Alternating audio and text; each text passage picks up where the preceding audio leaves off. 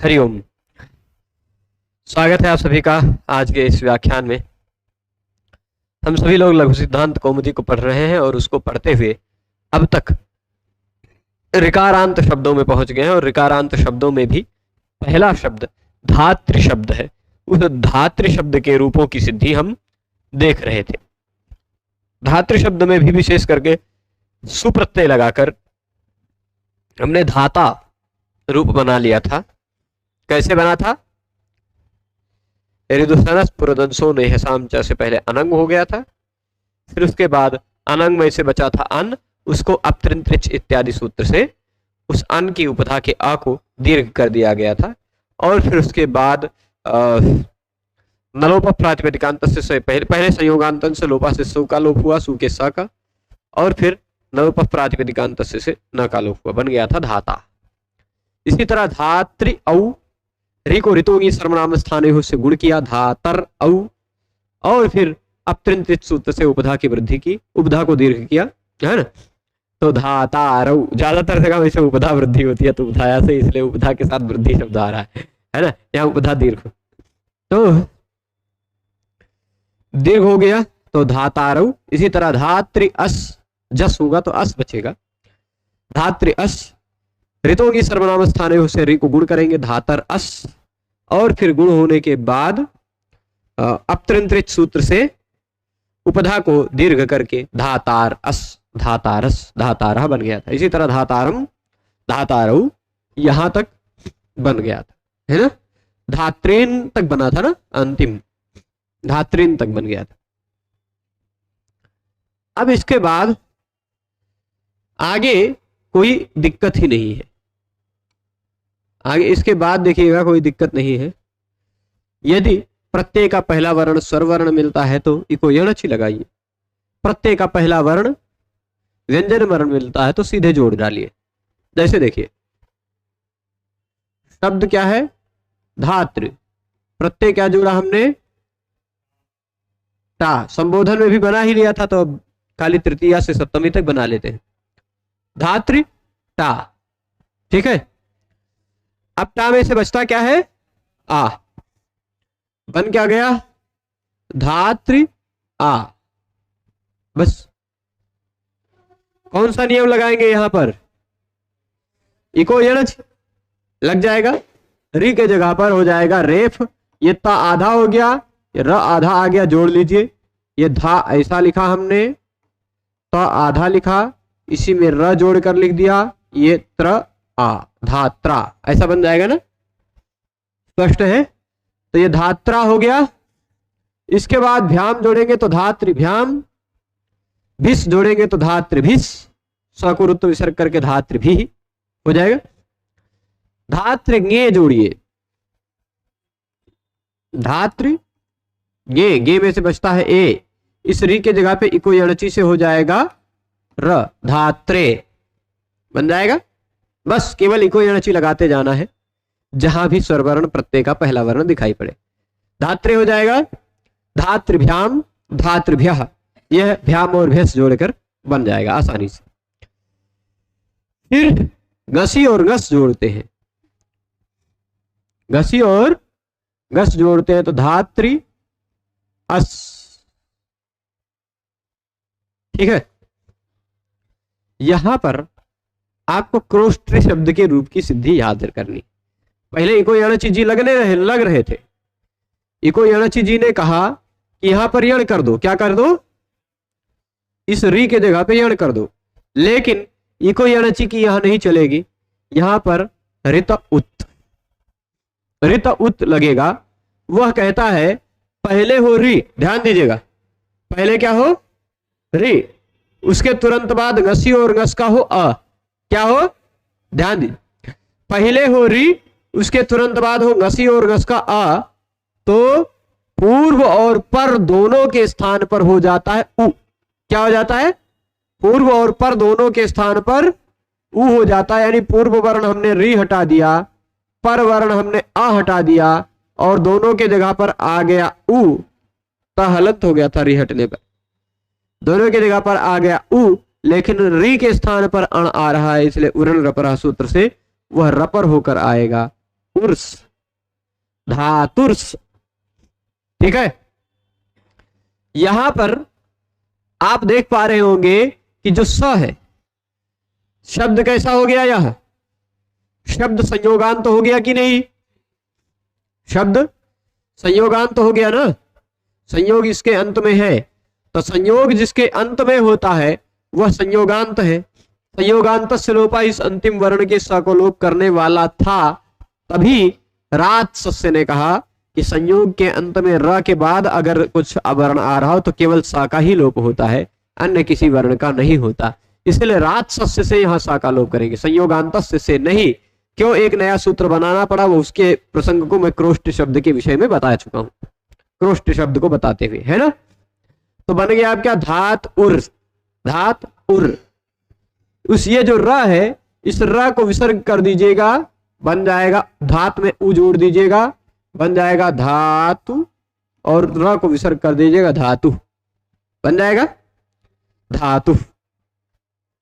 धातुर विचिन्त्यम अनुचित, धातुर विभुत्वम अनुचिन्त्य वपुस्तच्च तस्याः, ऐसा करके कहे।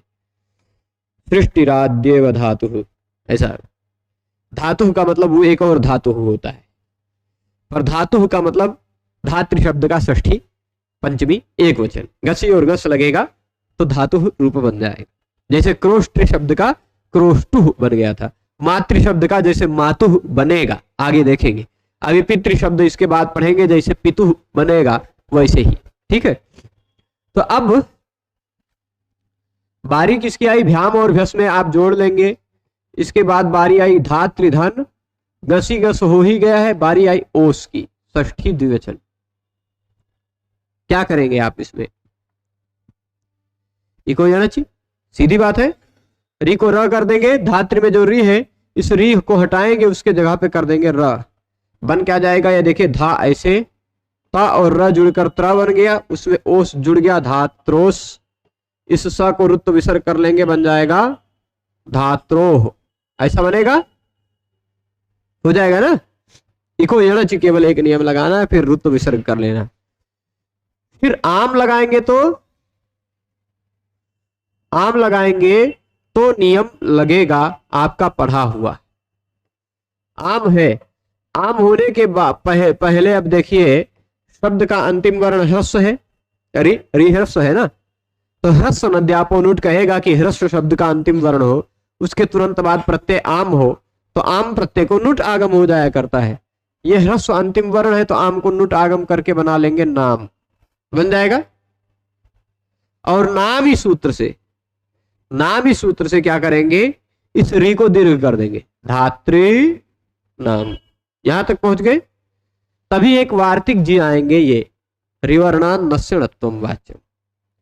वह कहता है, यह वार्तिक कहता है कि भाई आप अभी तक जानते थे कि र के बाद या श के बाद न आता हो तो उसको न हो जाता है, लेकिन सूत्र में खाली इतना ही कहा था।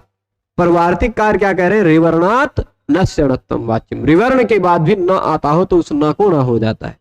तो ये रहा रिवर्ण है ना, रि, उसके तुरंत बाद ये आ रहा है न, उसको णत्व हो जाएगा, ऐसा कहना चाहिए। तो न को न हो गया, बन गया क्या, एक मिनट, न को न हो गया तो नाम बन गया क्या, अणाम, बन जाएगा ऐसा धातृणाम, धातृणाम बन जाएगा, कोनो दिक्कत नहीं ना। अब आगे चलते हैं, केवल जैसे राम का रामानाम बनाया था, आ को दीर्घ कर दिया था, वैसे धातृ का धातृ नाम कर दीजिएगा, री को दीर्घ कर दीजिएगा, नामी सूत्र केवल लगेगा, नुट आगम होगा, नाम ही लगेगा। अब इसके बाद शब्द है धातृ, प्रत्यय लगा है गी, गी में से ग की लशक तद्धिते से संज्ञा होके बचा है ई, धातृ ई। ठीक है, ऋतो गी सर्वनाम स्थानयो, ऋकारांत शब्द के बाद गी प्रत्यय हो या सर्वनाम स्थान प्रत्यय हो तो ऋकारांत शब्द के ऋकार को गुण हो जाता है, तो री का गुण होकर बन जाएगा अर, बन जाएगा धातर, हो जाएगा। अपतृंत्रिच यहां नहीं लगेगा, क्यों, क्योंकि अपतृंत्रिच केवल सर्वनाम स्थान प्रत्यय परे होने पर ही लगता है। ठीक है, तो यह नहीं लग पाएगा अपतृंत्रिच, तो क्या हो जाएगा, धात, धातरी हो जाएगा, धातरी। स्पष्ट है, इसके बाद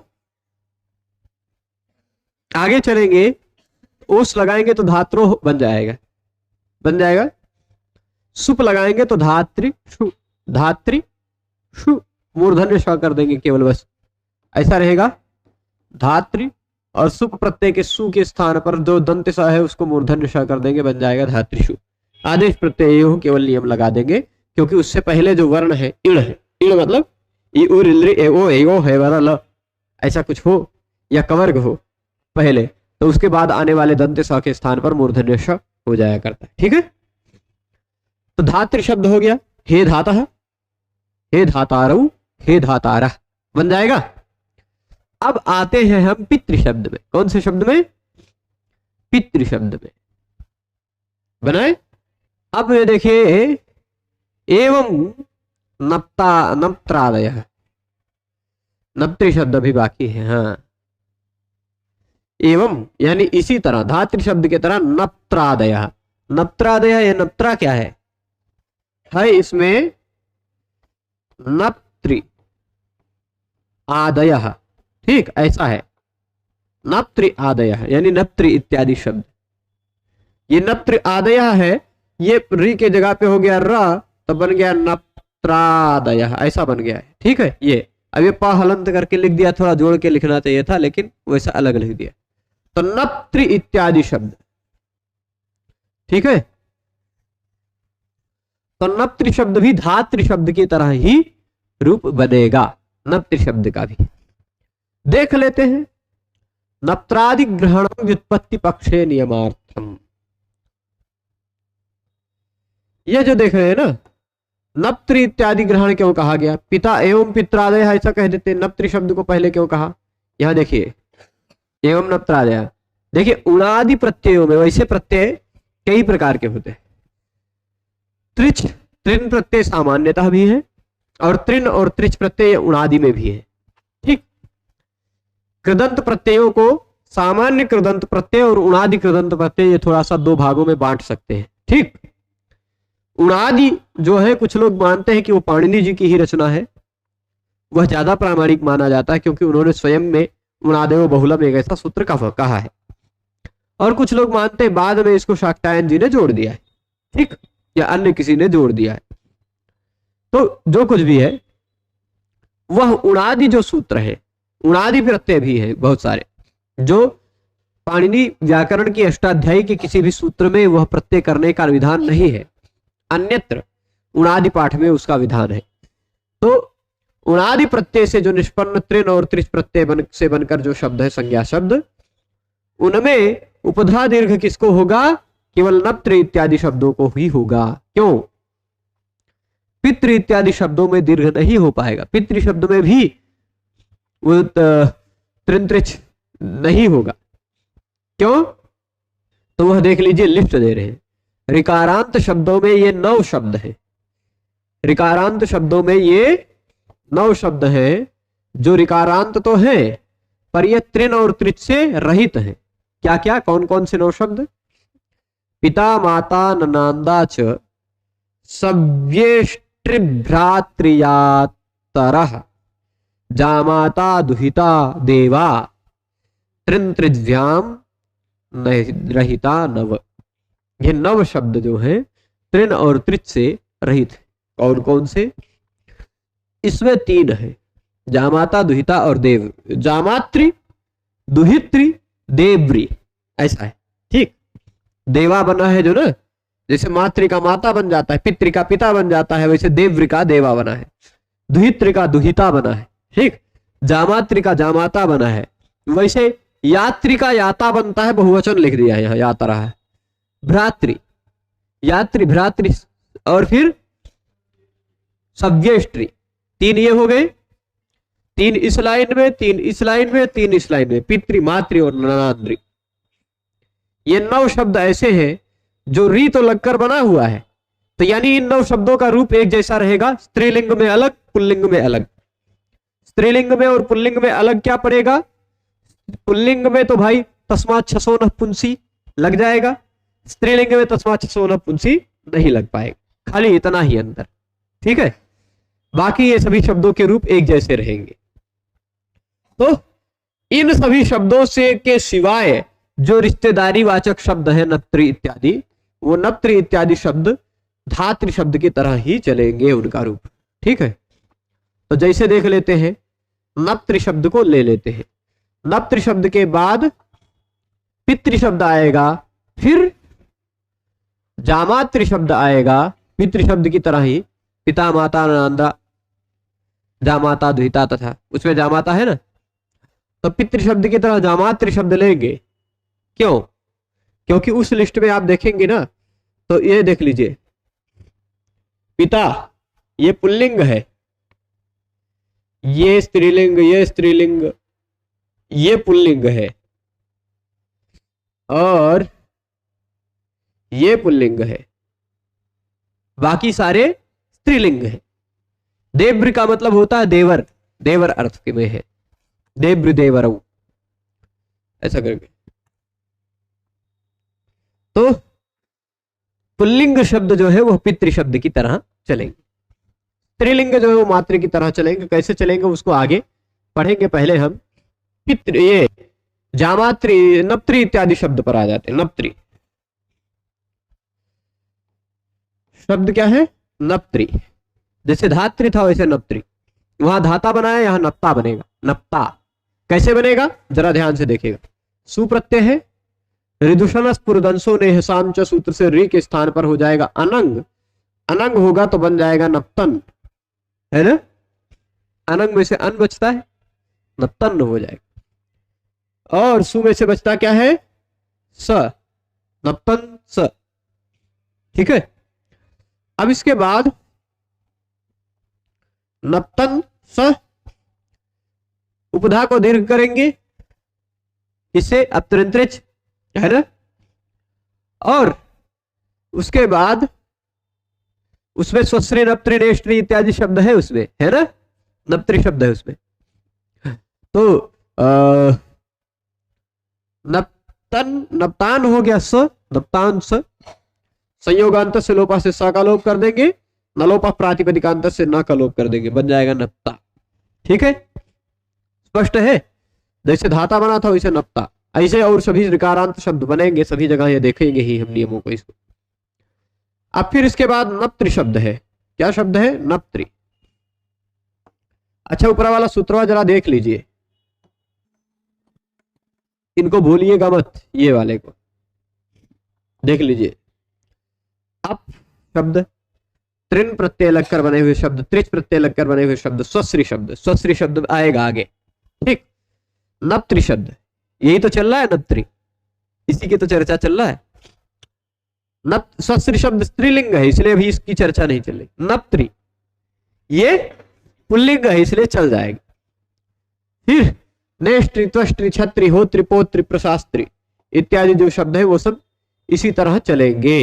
ठीक, तो अब देखिए आगे है। हाँ, अब देखिए नप्त्री औ, नप्त्री औ, ऋतों की सर्वनाम स्थानों से गुण करेंगे, नप्तर, है ना, गुण हो जाएगा। ऋकारांत शब्द के बाद गी प्रत्यय हुए, सर्वनाम स्थान प्रत्यय हो तो गुण हो जाता है। और अपतृंत्रित सूत्र से उपधा को दीर्घ कर देंगे, नप्तारव। ठीक है, जैसे धातारव वैसे नप्तारव। इसी तरह नप्तार अस, नप्तारह बन जाएगा अम, नप्तारम, आउट, नप्तारव।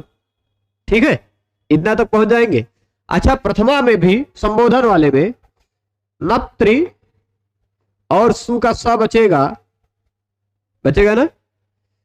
यहां पर आगे आप री के स्थान पर ऋतों की सर्वनाम स्थानों से गुण करके नप्तर्स, रात से सा का लोप, और र के स्थान पर खरावसाने और विसर्जन यहां से विसर्ग करके हे धाता की तरह हे नप्ता बन जाएगा, है ना, हे पिता, हे माता, ऐसा सब रूप वहां बनता है। तो औ जस में वैसे का वैसा रहेगा। आ जाते हैं शस में, नप्त्री और उसके बाद है शस का अस। प्रथम पूर्व सवर्ण से अ को री को दीर्घ कर दिया, और तस्मात् छसो नपुंसी से पूर्व सवर्ण दीर्घ के बाद आने वाले सस के सा को न कर दिया, नप्त्रीन बन जाएगा। रामान जैसे बनाया था, पहले को दीर्घ करिए पूर्व सवर्ण, प्रथम पूर्व सवर्ण से, और फिर बाद वाले सस के सा को न कर दीजिए। नप्त्रीन हो गया। अब नप्त्री है, उसके बाद टा का आ जोड़ दीजिए, इको एनर्जी से री को र हो जाएगा, बन जाएगा नप्त्रा।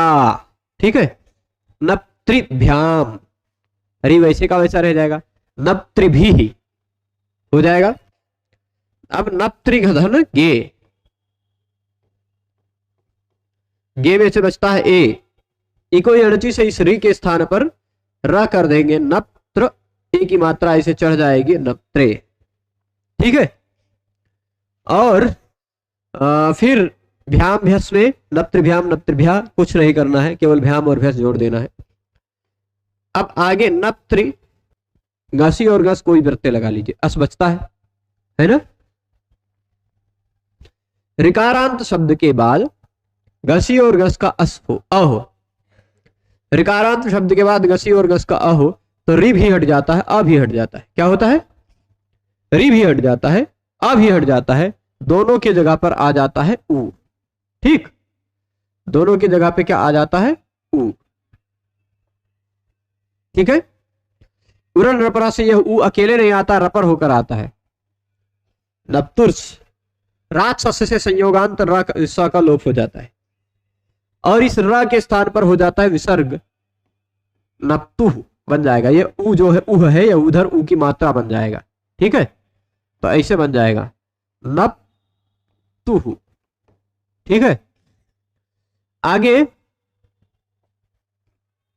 भ्याम भ्यस में हो जाएगा। अब आ जाते हैं ओस में, नप्त्री ओस, इको यणाची, री को र कर देंगे, नप्त्रोस, नप्त्रोह बन जाएगा, बना। फिर आम, नप्त्री आम, नप्त्री आम, नुट आगम होगा ह्रस्व नद्यापन नुट से, तो नप्त्री नाम हो गया, नाम इसे दीर्घ कर दिया, नप्त्री नाम। ठीक, और फिर रिवर्णाद नस्य नत्वम वाच्यम से ना कोणा कर दिया, तो नप्त्री नाम हो गया। स्पष्ट है? इसके बाद आगे देखेंगे,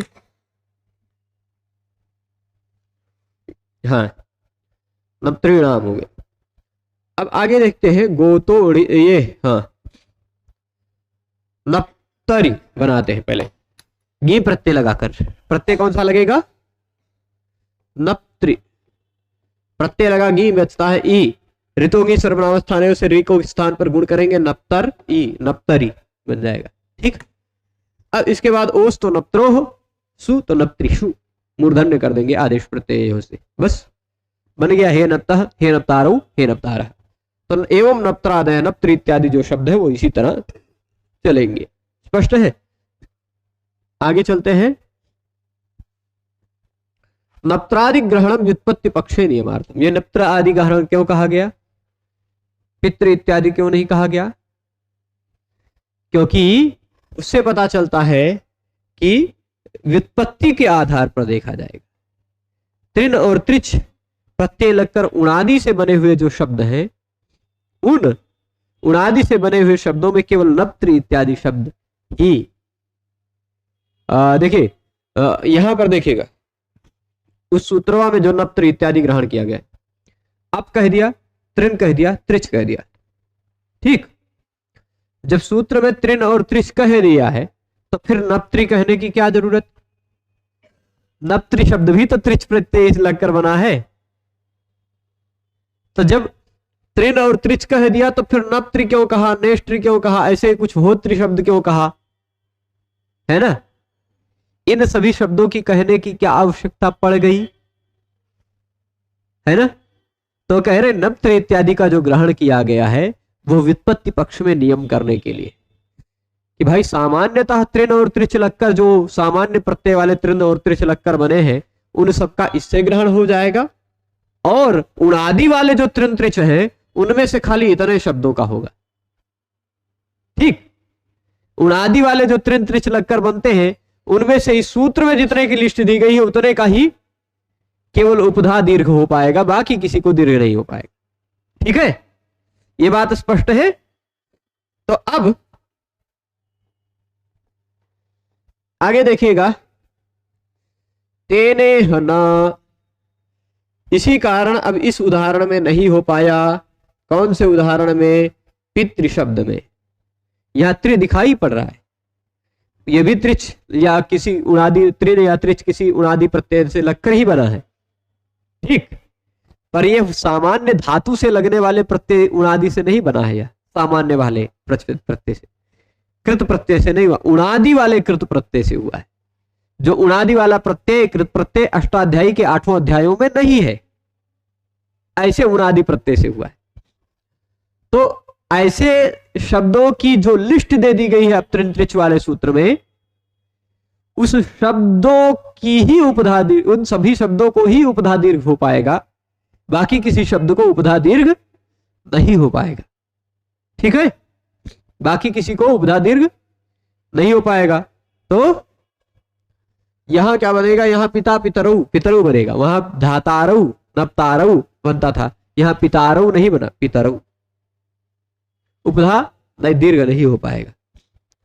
अच्छा, एक चीज और गड़बड़ी हुई है, उसको ध्यान कर लीजिएगा, सुधार लीजिएगा। यहां जब हम पितृ शब्द को देखते हैं, पितृ, और पितृ शब्द के बाद सु प्रत्यय लगाते हैं, सु में से बचता क्या है? सु में से सब बचता है ना। ऋदुषनस पुरुदंसो ने हसांच से रू की री के स्थान पर क्या कर देते हैं? अन। तो पितृ क्या बन जाता है? पितन, है ना। सभी जगह ऋकारांत शब्दों में ऐसे आप करते आ रहे हैं। यहां पर हम अभी तक अपत्रिंत्रिच सस्त्री नप्त्री इत्यादि से करते आ रहे थे ना उपधा को दीर्घ। लेकिन एक और भी नियम है, सर्वनाम स्थाने चा संबुद्धौ, सर्वनाम स्थाने चा संबुद्धौ, है ना। वह क्या कहते, वही है। हाँ, तो अभी आज थोड़ा सा मानसिक विकार, थोड़ा स्वास्थ्य का वैसा गड़बड़ लग रहा है, इसलिए उतने जल्दी जल्दी नहीं आते सूत्र। तो सर्वनाम स्थाने चा संबुद्धौ है, वह कहता है नकारांत शब्द होना चाहिए। कैसा शब्द होना चाहिए? नकारांत शब्द होना चाहिए, उसकी उपधा का दीर्घ हो जाता है। असंबुद्धि सुप्रत्यय पर में हो तो नकारांत शब्द है, उसकी उपधा ये रहा, उसको दीर्घ होगा असंबुद्धि सुप्रत्यय परे होने पर, ठीक है।